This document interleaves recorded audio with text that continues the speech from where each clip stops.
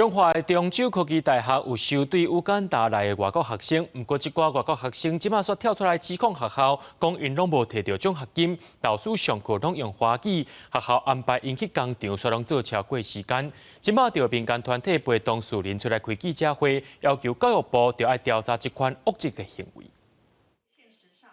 For the 2 years I have been in Taiwan, I have moved from working over 10 hours a day, spending 3 nights without sleep, eating pai gu fan of 40 NT dollars as a meal for weeks. 来自尤干达的 Collins 原地听中州科技大学生录讲，会使来台湾上专英语的教学课程，而且有奖学金加实习机会。但是来台湾了后，这个生活拢变成空，学校甚至安排伊伫工厂超时工作。伫中州科大，阁有15个拄着甲 Collins 同款问题的尤干达学生。I decided to come forward because I realized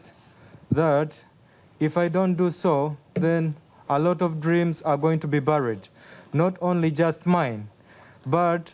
I have a lot of friends who have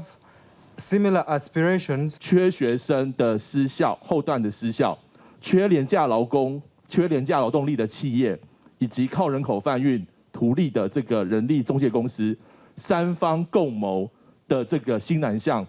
产业合作国际专班。Collins 即马转学到政治大学，教育部初步认定中州科大牵涉重大的违事事项，除了刑期改善、专案辅导学校以外，嘛停止收境外学生甲靠补助款。民间团体讲 ，Collins 毋是唯一的个案，教育部爱有作为，主动学校剥削境外学生。你要苛责学校，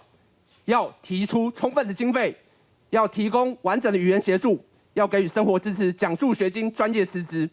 不然，你政府大可限制他们招收境外学生。教育部表示，若有发现雇佣境外生的厂商违反就业服务法，也是有人口贩运的情形，而且劳动部甲检方调查。针对民间团体要求全面调查各学校境外生的教学状况，教育部表示会列进每学期的教学品质查核。记者郭本条随台北报道。